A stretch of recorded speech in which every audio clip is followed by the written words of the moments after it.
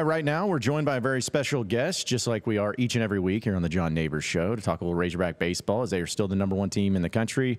Had an absolute dominating performance against Arkansas State in the midweek, and have another big series starting tonight against the Ole Miss Rebels. And nobody is better to talk about this baseball team and the direction they're going than a former Razorback, Tyler Spoon, who joins us now here on the John Neighbors Show, thanks to the Bank of Fayetteville here in downtown Fayetteville. And Tyler, as always, man, appreciate you joining us. How you doing? Man, I'm good. What a good week it was for Hog baseball. Oh, man. Like, it's been something we talked last week about playing LSU, and we'll start there before we get into this weekend.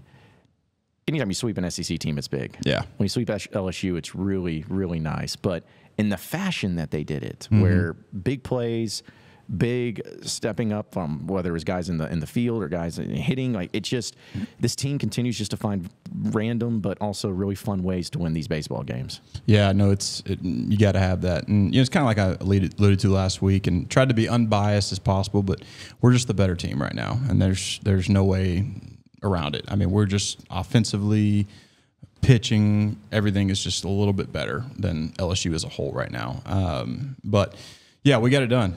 We did exactly what we needed to do. Probably one of those weekends that you circle on, the calendar, and you're definitely not guaranteeing a sweep or thinking sweep. You're just hoping for 2 wins. So that's huge for us. Starting 8-1 SEC play is incredible. And how about every game was really legitimate and a lot of fun, but how about that game? The set game 2, and going to extra innings, and being able to do it in walk-off fashion, where it wasn't a home run, it was just a great hit, getting a guy in scoring position, scoring all the way from first. I mean, that's the type of game where you're going to take wins no matter how they come, but when they happen that way, and that making a big play in a clutch moment, that's got to just add even more confidence to this already confident team. Yeah, no, that's one of the golden rules when your offense is scuffling is we need a walk off. We need something to get this team going, whatever it is. And who better than Hudson White? A guy that's tremendously struggled. I think 3 weeks ago, he's probably hitting 150, 175, and you look up, he's hitting like 280 now. It's the guy. Yeah, there's going to be more and more of that. Okay, there's going to be those guys that just haven't produced. That's going to happen. The offense is coming together, and it's taken a little longer this year, but I feel like the offense every week right now is just getting a little bit better, and hopefully by the end of it, again, the offense hasn't played great all year, and we're 22-3. Not bad. Yeah, that's pretty good. It's not bad. So I like where we're at. I think we're going to get better. Well, it's funny too because I think it was after the final LSU game when they swept them. The statement was put out by the athletic department that this is the best start Arkansas has got off to. Record-wise, actually, ironically enough, since Dave Van Horn was a player there at Arkansas back in the 80s. So it's been a long time since they've had this type of run. Yeah. But LSU's had their struggles. They may not be as big time as maybe what they were a year ago. But I don't want to look at it that way. But still, this team and how close it is, and just a game of inches. I know they're talking about football, but it's still a thing in baseball, dude. Like, they were this close to losing the series, maybe even getting swept by Auburn.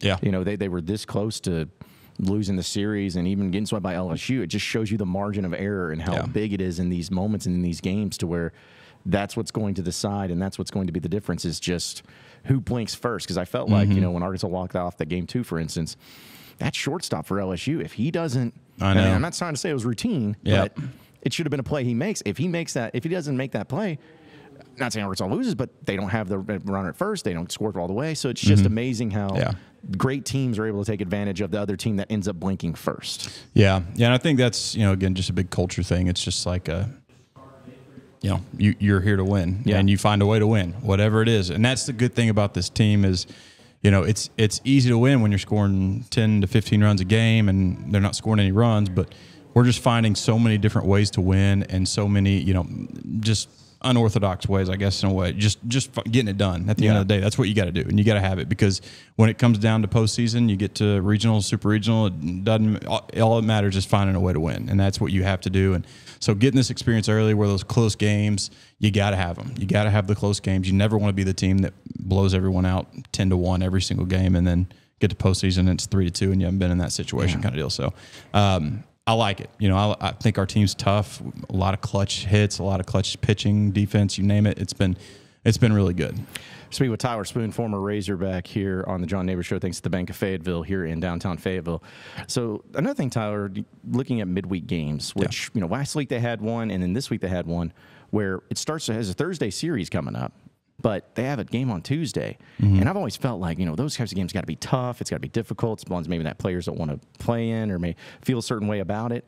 But then they just continue to look really dominant in these midweek games. I mean, they run-ruled Arkansas State. I'm not saying Arkansas State's a great team, but to just go out there and take care of business against a team they should take care of business against, that I think is something that also maybe gets overlooked, but also is equally as impressive, where they don't take days off. There's no days off with this team. They're, whether whoever's pitching, no matter who's in the lineup, whatever, they're going out there and they're just taking care of business like they're supposed to do. Yeah, again, that's the sign of a great team, is you take care of your business and you do what you're supposed to do. And the great teams exceed those expectations, and not saying Arkansas's done a pretty good job of, just for me, they've exceeded expectations so far, but again, they're 22-3. It's hard to, hard to get any better than that. So, but yeah, it's been a good run. I'm trying not to say too much. I don't want to jinx anything, but they're taking care of business, and it seems like they're just locked in. And the other thing, you got so much depth. That's the other thing with Arkansas now, is the depth is just crazy. So you look at it, you look on a Tuesday, and 3 of your starters are out, but you've got 3 other guys that could literally be starters anywhere in the SEC or in the country for that matter.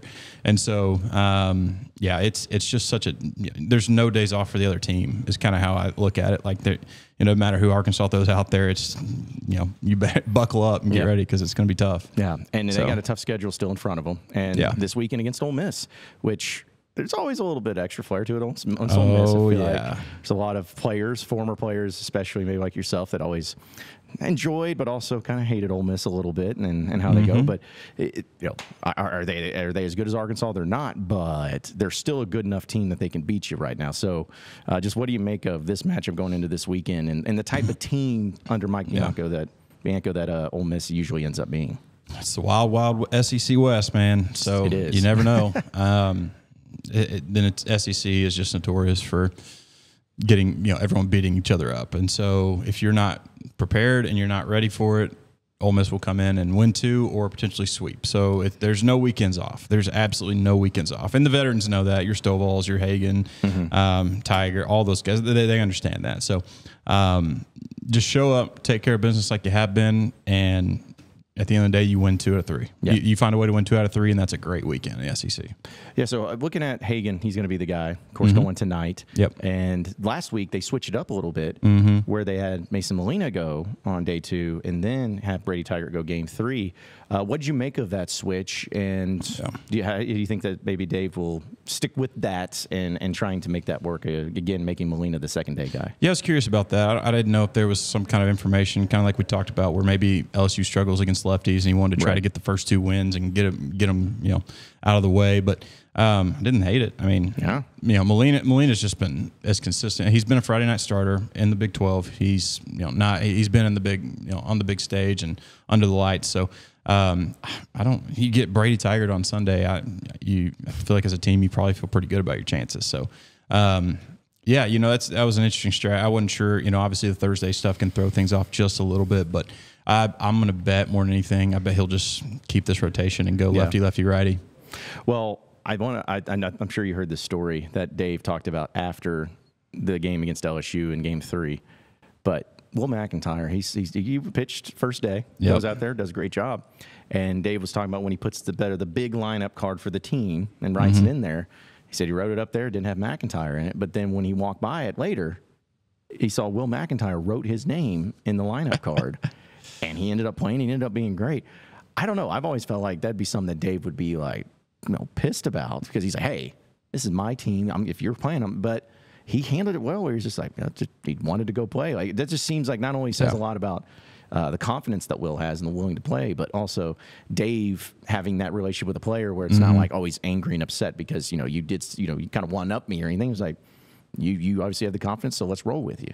Yeah, and a guy like McIntyre, he's proven himself, and you earn a little bit more respect when you've proven yourself, you've been through the grind, you've had good success, and so it's probably a day where you look at it. McIntyre pitched quite a bit on Friday, and so you've already won the series. It's Sunday, and not a bad idea. Hey, let's maybe let's give McIntyre a rest. We don't want to overuse him, kind of deal. But Will's like, no, I want to sweep LSU, kind of deal. So, which I get that as a competitor. You're like, no, I'm available. I feel fine. I'm good to go. You better put me in if you have the chance. So, probably one of those deals. And I mean, he's just been nails. Yeah. So it's again nice to have that kind of the guy that's like the rubber arm that you can just throw out there and he's going to get it done any point, any situation. And, he really is, it's not obviously not Kevin Kopps, but he's having such a phenomenal year at playing a similar role to what Kopps did, where it's, whether it's 2 or 3 innings at the end of the game on Friday and then you need him on Sunday again to throw 2 or 3. It's just, he's just been willing to step up and just, been so good with his pitch location and pitch ability, and just again that cutter is so hard to hit. Yeah, it's just hard, and he's a big body, but again, guy that just has experience and he's aggressive and attacks the hitters, and that's what you want. So, kudos to him. Arkansas boy. Yeah, love to see it. Yeah, well, I was gonna say what would have happened if Tyler Spoon went in there if he was not on the lineup card and he wrote his name in. I mean, it just makes you wonder. I think it's about the specific individual in the relationship. I don't know if Dave was a true freshman, going up there and who hadn't played much, doing it, may have been a different reaction. But I think it's just a great example of showing people that may not have ever played for Dave or don't know what he's like as a coach, to show that he's a dude who when he's hardcore, he needs to be hardcore, but he also has a great working relationship with his players of saying, hey, if there's something you see, something you want to do, I'm open to it. I'm not so egotistical that it's like, no, it's my way or the highway. Yeah. He's open to success and open to winning and trusting his guys. Yeah, and I think a lot of it really does go back to the success, and he's earned his trust and he's earned his respect. If it was a deal where, my last year I was hitting like 230 or 240 like halfway through the season, and it was the first game I just got benched at Arkansas at Arkansas. And so if I go, if I just write my name in the lineup, and he probably would just been like, Spoon, you're hitting 230. You're not playing because you stink, not because I don't want to play it. So, but yeah, McIntyre just, again, he's a dog. Yeah. He just, wants to be in there. And that was a deal where DVH just probably wanted to give him some rest. And yeah, you got to earn that. You got to earn that right a little bit. But when you earn that trust and that respect from Skip, Thompson, Hobbs, whatever it is, if you want to be in, you find a way to make it happen. So there's a lot of guys that are on the team that it's we could sit here and talk about each one of them individually every day, but one of them hitting a grand slam the other night, and Nolan Susan just he I know that Aloy got a lot of the pub coming in, and rightfully so, but seeing what Sousa's capable of, I mean, it's incredible to see how good some of these guys are coming right into the situation. I think Sousa's just been as good as anybody, stepping in and making some big plays and getting a grand slam no matter who it's against is always impressive as a freshman.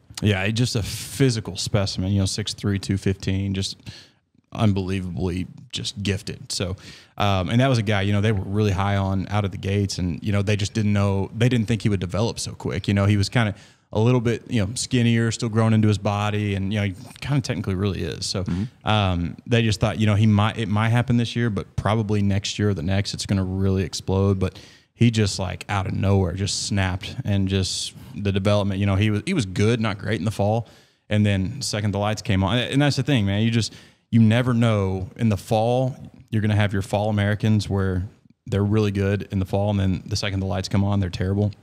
Then you're going to have the guys that just are the worst players in the fall and the scrimmages and practice, whatever. But the second those lights come on, they're gamers. And that's what, Sousa seems to be kind of a gamer, but also that development has kind of happened pretty quick. So he's been incredible. I'm really high on him. So for you, do you remember when it just clicked for you, as a player at Arkansas? When was it a fall? Was it an actual season? When did it all just be like, all right, I got it? Yeah, it was summer for me. When I went to Alaska, because my first year I redshirted, didn't play, and it was just because I wasn't good enough yet. I was again young. I was just hadn't developed. All these guys. There was one guy that was smaller than me on that team, and I'm not tiny. I'm 5'10", 195 pounds, but everyone was just huge, and it was just physically, I just wasn't even close. So, but I went to Alaska the second postseason started. And just got to play, however many games that was, but I was just able to get all those reps in, and that just seemed like game 10, 15, it was like I finally found everything, been working on all that stuff with Coach Butler and Coach Walker at the time, and everything just kind of finally clicked, and it just started to roll. And again, it literally sometimes there's guys that they change one small tiny thing in their swing, and it's like they just take off. You just never know. So it just could be one pitch, one swing, one day in the cage. Who knows, man? But for me, it was that summer where I finally just got to see more pitching and put it all together, everything that I had learned, and it just kind of clicked, and kept rolling from there. Speaking with former Razorback Tyler Spoon here on the John Neighbor Show, thanks to the Bank of Fayetteville here in downtown Fayetteville. Tyler, I know with Ole Miss, looking back when you were playing, was there a certain game series against Ole Miss that really stood out to you that you remember very well? Yeah, it was. I mean, at Ole Miss, it was 2014. I think they were home but it was basically I think they beat us, but it just. There was a lot of stuff in the outfield. A lot of stuff. My name was being yelled for a good, 7 or 8 innings of that game. My family's name, my sister, my mom. So they're ruthless out there. But they had that stupid dance that they do in the dugout, and it drove me insane. It was like, this is the worst. Like everything about it. We lost the weekend. They just love to talk. They're just. It's the Ole Miss way, Like I've said it before. What you think of Ole Miss that's Ole Miss. So, that's the series for me. That's why I probably get so heated when I think about Ole Miss, because it's not any good memories. So yeah. Well, I don't know if that's the actual case, but it seems like maybe they've mellowed a little bit. Maybe because they won the World Series, which still eats me alive. Yeah. But that was something where they were almost like Tennessee kind of took it to another level a couple years ago. Yeah. But Ole Miss with the TikToks and the weird stuff that they do, they have the crazy hair, the over celebrations and everything. It's like, man, if I could just see, not saying in a negative way, because if they have success, they have success, but almost like the like Dave Van Horn type of way of doing it, and anti a lot of ways that baseball's played and done. It's just, it adds fuel to where I don't even think just you and just Arkansas, but a lot of people want to be like, okay, let's shut these guys up, because we're sick of them doing their dances and hanging out, and especially when we're a better team than them too. Yeah, and definitely. If I tell them the boys have taken the bad boys title, they're. But hey, they got things rolling, man. They do. No one hates nobody. Everybody.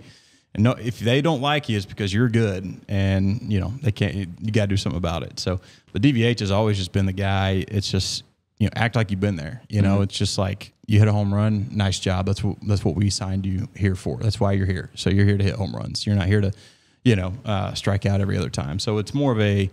Again, everyone loves you either love it or you hate it. You're like, hey, let's have some fun, do some bat flips. And DVH has gotten, he has loosened the collar a lot on that stuff. So, but obviously they have the new bat flip rule that I didn't even know about until the other day. But someone, hit a home run and like took 4 or 5 steps, and their dugout was on the first base side, and he bat flipped it in the air. And I guess it's like judgment call on the umpire, but if it goes above a certain height, it's like automatic ejection. And I didn't know that. I think I do remember seeing that. Yes. Yeah. So it's apparently that's a thing. So, but yeah, it's one of those things that, which also when I played, there wasn't a lot of home runs hit with the dead ball, dead bat era. So we didn't have much chance. So. Actually, that would be the time you would want to celebrate a home run. Exactly. That's true. If you got a hold of one, that'd be the time you would do a bat It was flip. more hit the ball and run and try to beat out the ground ball you just hit. So, but yeah, it's, some people love it, some people hate it. I'm a fan of like being more professional, but I like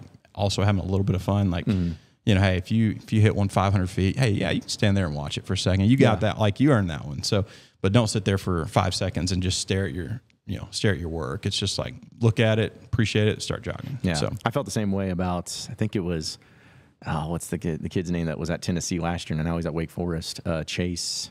Burns. Chase Burns, yeah. So, because I remember I made a joke, and of course no one wants to take it as a joke on social media, but I made the joke where he, in the postseason last year, I believe, it wasn't postseason, like the end of the regular season, he struck a guy out, and he threw like 100-something, 101. Like it was incredible. But the pitch was so far up and outside. Yeah. And the guy swung at it, and Chase Burns just went nuts. It was like in the 6th inning, and there was a runner on second. Like, so it wasn't even like a huge situation, but I just laughed because I'm like, I can understand if that was like, hey, bottom of the 9th, bases loaded, 2 outs, in certain situations. I'm like, okay, the guy swung on a terrible pitch. Yeah. Like, it wasn't anything there. Yeah. So that's, I think, what always like frustrates me, where I'm about having fun and about having, bat flips and stuff if it's warranted. But at the same time, like, okay, well, make it worth something. You know, like a guy threw you some just absolute meat and you cranked it out of the park for a solo shot when you're down 7-2. Like, come on, like that's the stuff where I just laugh about. I was like, it's almost like you celebrate just because it's like, oh.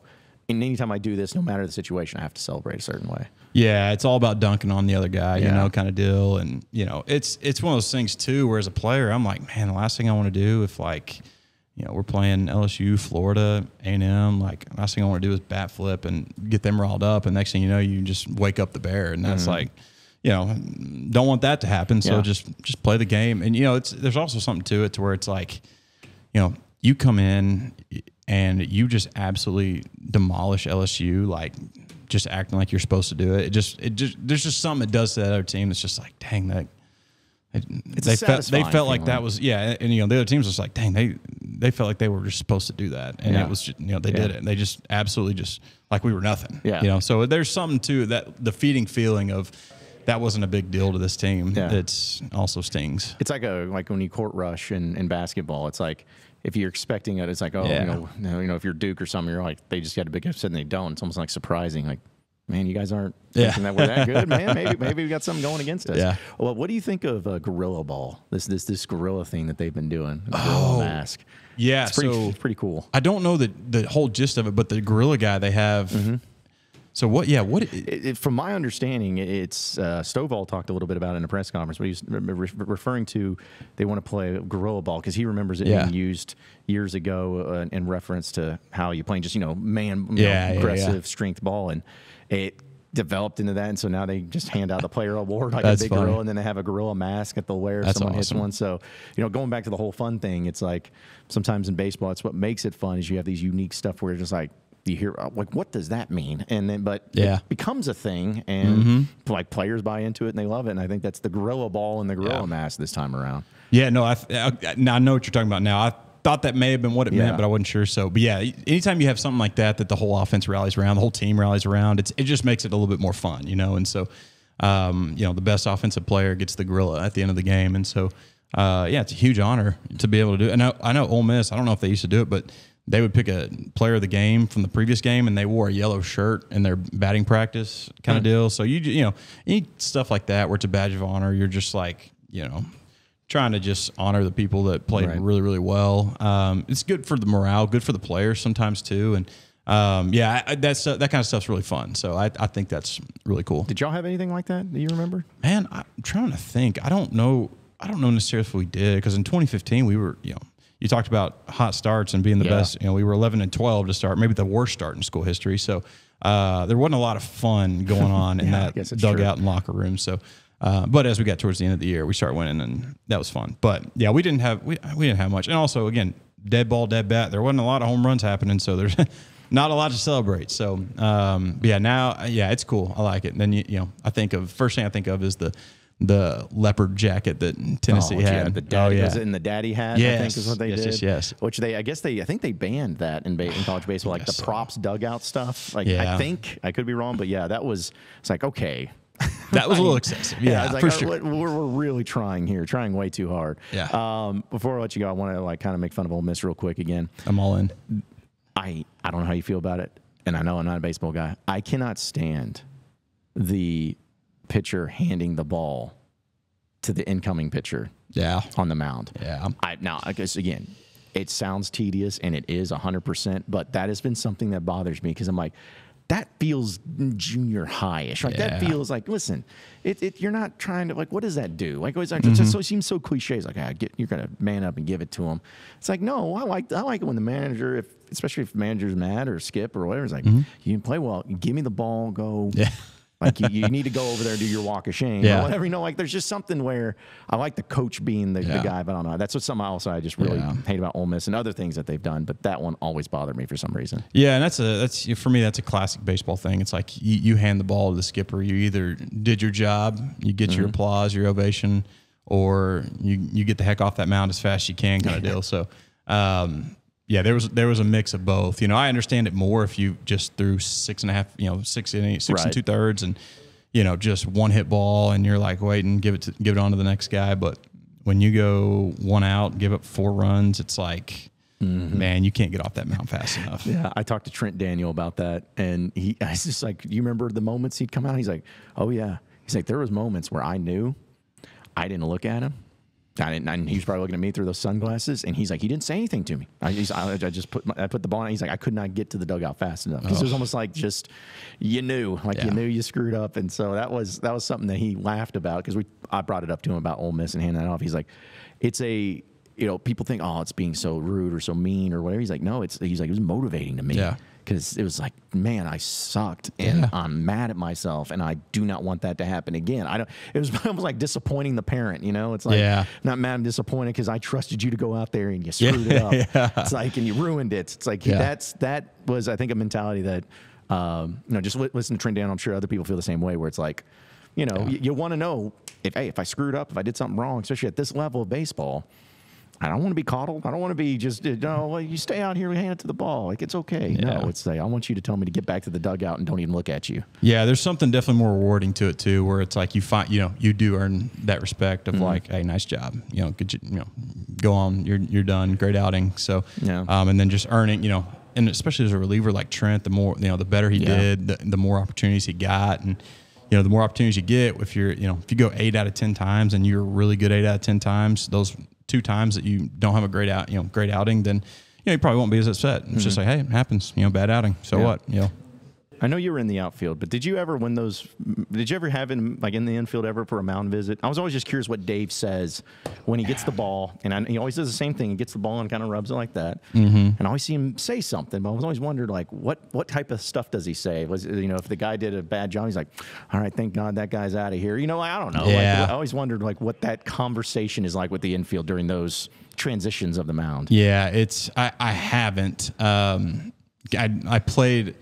I got to play second base one time my last year, and of course it's runner on first. We're up like 10. So it was one of those. Someone got hurt or whatever, and it was just like, Spoon, just go second. I'm like, finally my time. Brucey's time to shine. Like long and short. So of course, second base, ground ball to short, flip it to me, transfer, and I drop the transfer, and it's like, oh man, of course, here we go. And I get to the dugout, and it's one of those moments where like he's like, finally put you in there and you didn't screw it up. Yep. So, I'm like, I know, I'll go back to the outfield. I get it. So, but sometimes it's just a lot of nothing. Sometimes it's just, he's just pissed and just yelling at everybody he can. And sometimes it's like, well, hey, let's talk, what we're going to do here. Usually it's strategy. I think it's, hey, let's do this if runner gets on or the ball comes to you kind of deal. So, I always just wondered about that. But either way, hopefully Arkansas has another successful weekend this weekend. Yeah. Because it's going to be hopefully a nice one. And anytime you can win 4 straight SEC series to start, it's pretty nice, especially if you can find another way to sweep. But either way, Tyler, it's great always to talk to you, man. Enjoy the weekend. Enjoy the Razorback baseball weekend. And hopefully we're catching up with you next week talking about another series win for the Razorbacks. Knock on wood. I'm looking forward to it.